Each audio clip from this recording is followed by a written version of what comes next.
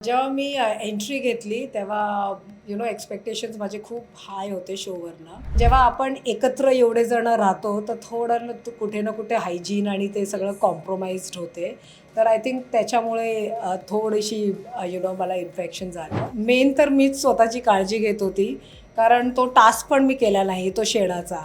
कारण मला माहीत आहे ते माझ्या हेल्थवर येणार होतं आणि मी सांगत पण होती की मला कपडे चेंज करून द्या, मला कवर करून द्या.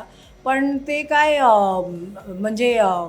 कोणाला काही कळतच नव्हतं की एक्झॅक्टली मी काय गो थ्रू करत होते. मला लास्ट ह्याच्यात सांगितलं पण लास्ट एपिसोडमध्ये हे कॉन्टेंट क्रिएटर आहे ही.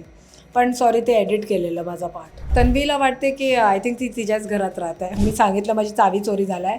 ऑटो म्हणजे त्याच्यात 2 मिनटातच मला लेटर आलेलं बिग बॉसचं की चावीचं तुमच्याकडे पॉवर आहे, ज्यांनी घेतलं त्याला काही पॉवर भेटणार नाही आहे.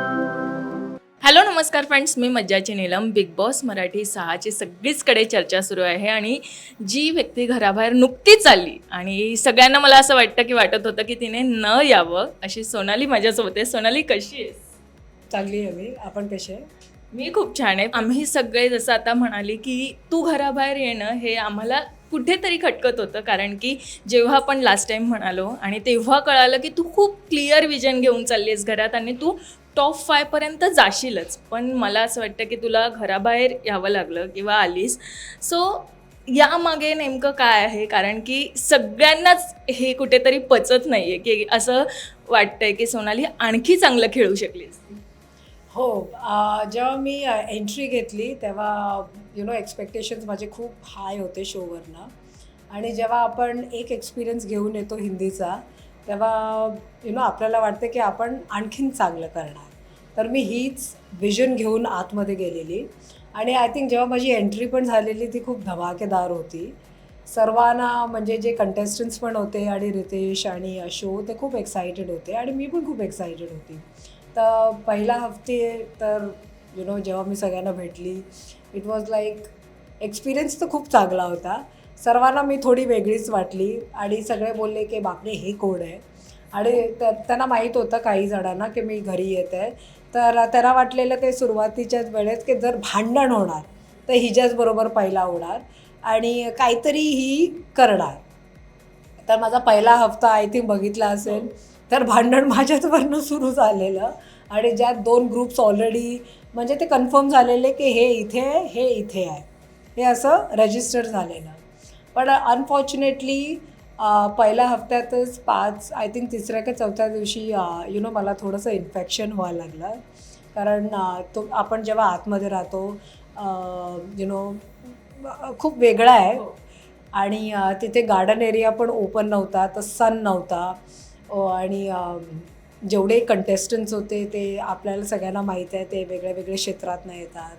ते खूप साधे आहे आणि तुम्हाला पण माहीत आहे ते लोकं म्हणजे त्यांचं बॅकग्राऊंड काय आहे. तर जेव्हा आपण एकत्र एवढे जण राहतो तर थोडं कुठे ना कुठे हायजीन आणि ते सगळं कॉम्प्रोमाइज्ड होते.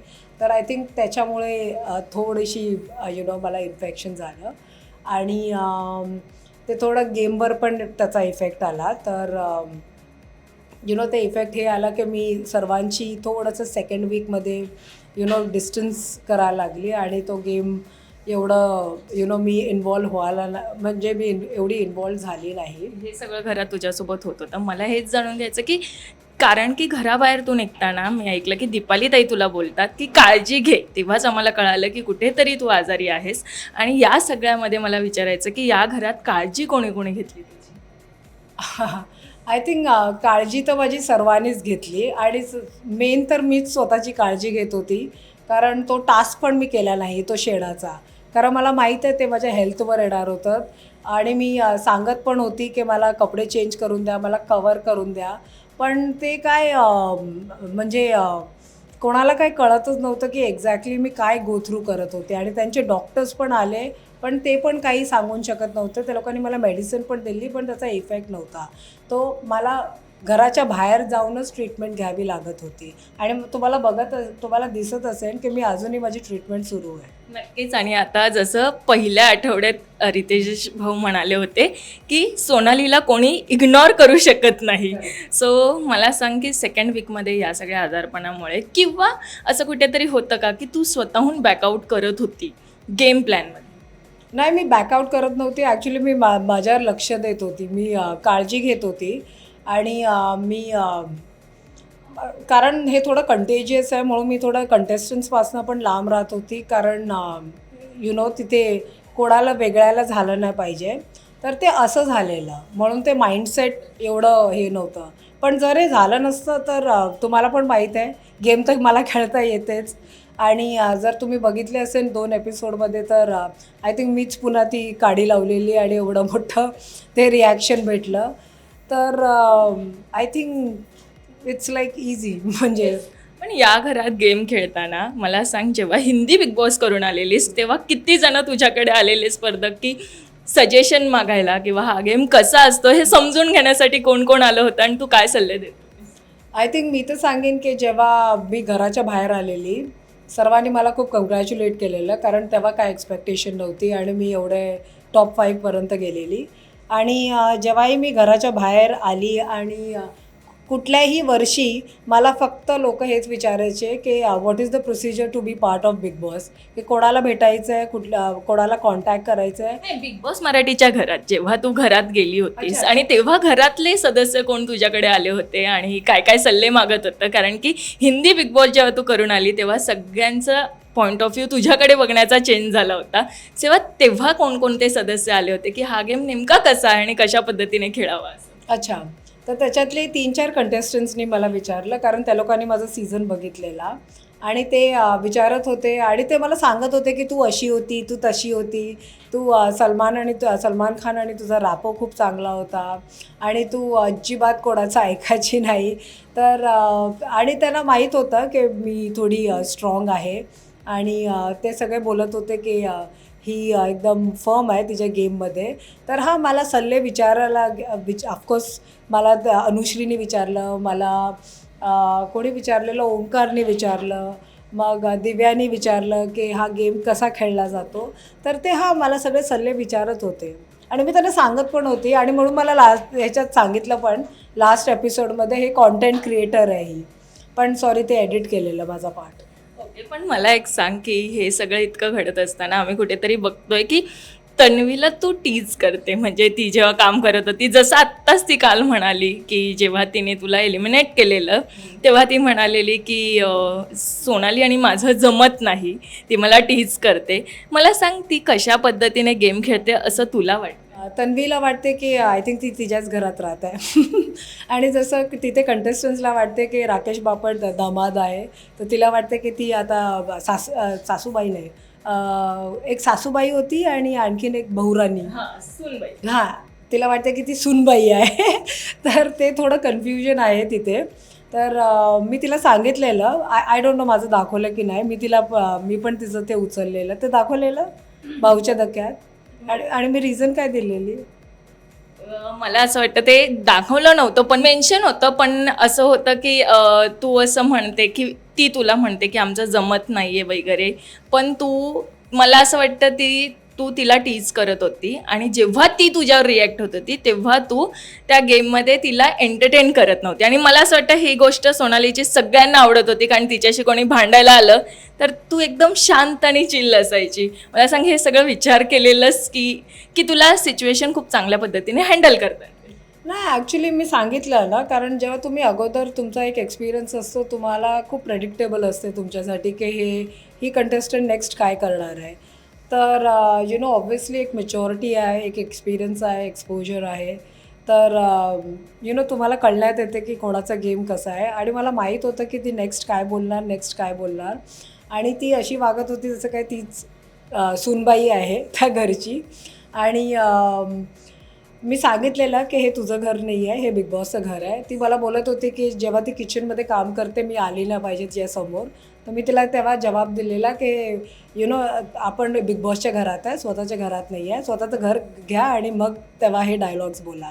तर मी हँडल करायची. आणि तिला माहीत होतं की माझे इमोशन्स आणि वर्ड्स खूप कंट्रोलमध्ये आहे. नक्कीच. आणि सोनालीचे काही फ्रेंड्सही दिसले, म्हणजे आयुषसोबतचं तुझं इक्वेशन जे होतं ते खूप चांगलं होतं, सागरदादांसोबतचं चांगलं होतं. मला सांग, ही मैत्री किती चांगली आहे आणि ही मैत्री घराबाहेर आल्यावर कसे राहणार आहे? ॲक्च्युली तिथे माझी सगळ्यांबरोबर खूप चांगलं कनेक्शन आहे, सर्वांबरोबर, इन्क्लुडिंग तन्वी. माझं कधी कोणाबरोबर काय झालं नाही. मे बी इथे तिथे काय असेल काही जणांबरोबर, पण सागरबरोबर, विशालबरोबर, मग ओमकारबरोबर, मग आयुषबरोबर तर सुरुवातीला खूप चांगलंच होतं. तो मला सुरुवातीला आमची खूप चांगलं बोलचाल होतं. मग सगळे आले, सगळ्यांचे ग्रुप झाले. कुठले 3 जणांचे बनले, कुठले 2 जणांचे बनले, कोण एकच सोलो, कोण इंडिव्हिज्युअल, कोणती टोळी बनली. ते नंतर झाली. आय थिंक दुसऱ्या हप्त्यात ते सगळे ग्रुप रजिस्टर्ड झाले. तर सुरुवातीला आयुषबरोबर माझं खूप चांगलं होतं आणि तो मला सांगायचं आणि तो सगळे त्याचे स्ट्रॅटेजीज मला सांगायचा आणि मी ऐकायची आणि मी त्याला बोलायची, गो ॲड, करा, आम्ही येतो बघायला. मला सांग, या घरातली एक टोळी आहे आणि ती टोळी मध्येच तुटते, पुन्हा एकत्र येते. या टोळीबद्दल सोनालीचं काय मत आहे? कारण आम्ही फक्त थोडा वेळ पाहतो, तू तिकडे राहिली आहेस, तुला त्या टोळीबद्दल संपूर्ण काही माहिती आहे. त्या टोळीबद्दल तुझं काय मत आहे? ते टोळी तशीच राहील, तुटेल, की काय होणार आहे नेमकं त्या टोळीचं? आय थिंक खूप कन्व्हिनियंटली सगळे प्लेयर्स आपला गेम खेळत आहे. आणि विशालने ती एक टोळी बनवलं आहे आणि नाव आय थिंक दीपाली सय्यदनी दिलं आहे. तर हे 4 जण एकत्र, ते बोलतात खूप नॅचरली आणि ऑर्गॅनिकली ते लोक एकत्र आले आहे. पण आय थिंक त्यांच्यामध्ये ते मतभेद आणि ते त्यांचे विचार आणि ते लोक एकत्र येतात पण, भांडतात पण, एकमेकांना बोलतात पण. आणि ते त्यांचं म्हणजे इंडिव्हिज्युअल पण, ते लोक पण इंडिव्हिज्युअल आहेत. जसं रोशन आपला इंडिव्हिज्युअल खेळतो, राईट अँड रॉंग ते लोक डिसाईड करतात. रुचिता आणि विशाल खूप एकत्र असतात. तर त्यांची पण एक ते कनेक्शन खूप चांगलं आहे, इंटरेस्टिंग आहे. ते एकमेकांचं विशाल तिची खूप खिल्ली उडवतो आणि कन्व्हिनियंटलं आहे. आय एम शुअर काहीतरी असं नंतर होईल ज्यात सगळेच वेगळे वेगळे होणार आहे आणि सगळा आपापला गेम खेळणार आहे. ग्रुपमध्ये पण ठीक आहे, पण नंतर जाऊन ते असंच होणार आहे. येस, प्रभू मला या घरात दिसतो. पहिले 2 आठवडे तो खूप चांगला खेळत होता असं सगळं म्हणण्यात आलेलं, पण यावेळेस भाऊच्या धक्क्यावर त्याने ओरडा खाल्लाय, कारण तो उलटं बोलतोय. नेमका प्रभू कसा आहे असं जर सोनालीला विचारलं तर सोनाली काय सांगेल? आय थिंक प्रभू खूप चांगला आहे आणि मला त्यांनी सांगितलं की त्याचा बॅकग्राऊंड जे आहे तो शेतीमध्ये जे आपण लाईनीत पाणी देतो ना, ते काम तो करतो आणि त्याला काही हेल्थ इश्यूज पण आहे. तर तो ज्या बॅकग्राऊंडवरनं येतो, तो खूप हंबल आहे ॲक्च्युली बघायला गेलं तर, आणि फनी आहे, एंटरटेनिंग आहे. तर तुम्ही जेव्हा त्या बॅकग्राऊंडमधनं येतात, तुम्हाला अचानक एवढ्या मोठ्या शोमध्ये टाकलं जाते विथ सो मेनी पीपल, एवढ्या जणांबरोबर. तर सुरुवातीला तर तुम्ही थोडेसे थोडं डिफिकल्ट असते ॲडजस्ट करायला आणि नंतर तुम्हाला एवढं ट्रिगर पण केलं जाते, कारण खूप गोष्टी तिथे मिळत नाही. तुम्ही एक कॉम्पिटिशनमध्ये असतात, तुम्हाला एकदम स्पॉटमध्ये टाकतात, तुम्हाला कम्पीट करायचं आहे आणि त्या टास्कमध्ये त्याच्याबरोबर खूप साऱ्या गोष्टी झालेल्या ज्या त्याला एक जण येऊन काहीतरी बोलत पण होते आणि त्याला ट्रिगर करत होते. त्यामुळे तो ट्रिगर झालेला आणि एक येऊन त्याला बोलले, दुसरी येऊन बोलली, तिसरी येऊन बोलली. तर मी त्याचं ते बघत होती आणि तो आहे ना फाईट करत होता, तो जवाब देत होता. तर जेव्हा तुम्हाला कोण असं ट्रिगर करणार, तुम्ही बोलणारच आणि जे त्याला बोलतात की तो उद्धटपणेने बोलतो. पण जेव्हा तुम्ही तुम्ही जिथून येतात, जे तुमचं बॅकग्राऊंड आहे, तुम्ही आणि आय थिंक प्रभूला लिहिता पण येत नाही, वाचता पण येत नाही, तर तुम्ही एवढे एक्सपेक्टेशन ठेवून नाही शकत. पण आय एम शुअर जर आता तो या शोमध्ये आला आहे तर त्याला पॉईंट आऊट करत आहे, त्याला सांगत आहे की कसं वागायचं, कसं बोलायचं, कसं रिस्पेक्ट द्यायचं. तर आय एम शुअर तो शिकेन आता. नक्कीच. पण आणखी एक मुद्दा होता, सोनालीची चावी चोरी झाली. सो त्या मुद्द्यावर आत्ता सोनाली कशा पद्धतीने बघते, आणि जेव्हा तुला कळालं की ती चावी कोणी चोरली आहे, तेव्हा तू का स्टँड घेतला नाही? असं थोडी कमी पडली स्टँड घ्यायला, असं नाही वाटलं? जेव्हा माझी चावी चोरली गेली, जेव्हा ती मला चावी मिळाली, तिथे 3 लोक होते, एक सागर, सचिन आणि अनुश्री. तर मला 100% तर मी पहिला सुरुवातीला त्या दोघांवर नाव घेतलं आणि मी अशी होती, ही तिसरी मुलगी इथे काय करते, ही मला काल दिसली पण नाही. म्हणजे मला ती मुलगी दिसण्यात नाही आलेली अनुश्री. आणि त्यावेळेस मी तिला नोटीस केलं. तर मला माहीत होतं की चावी तिनेच घेतलेली आणि मी मुद्दा ह्याच्यामुळे केला नाही कारण जेव्हा माझी चावी मी सांगितलं माझी चावी चोरी झाला आहे म्हणजे त्याच्यात 2 मिनटातच मला लेटर आलेलं बिग बॉसचं की चावीचं तुमच्याकडे पॉवर आहे, ज्यांनी घेतलं त्याला काही पॉवर भेटणार नाही आहे.